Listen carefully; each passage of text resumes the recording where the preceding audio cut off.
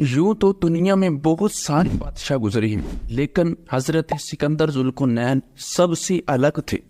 ان کے سر پر 2 سینگ نکل آئے اور سب سے پہلے پگڑی بھی انہوں نے ان سینگوں کو چھپانے کے لیے باندھی۔ جب ان کے پرسنل سیکرٹری کو یہ پتہ چل گیا کہ بادشاہ کے سر پر 2 سینگ ہیں، تو بادشاہ نے کہا کہ اگر اس سینگوں کے بارے میں کسی اور کو پتہ چلا تو تمہیں قتل کر دیا جائے گا۔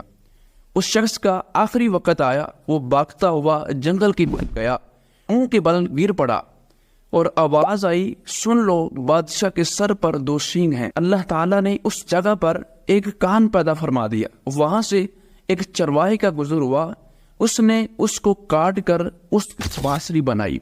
جب بانسری بجاتا اس میں آواز آتی، لوگوں، بادشاہ کے سر پر 2 سینگ ہیں۔ حضرت سکندر ذوالقرنین کو یہ پتہ چلا کہ تمام لوگوں میں یہ معاملہ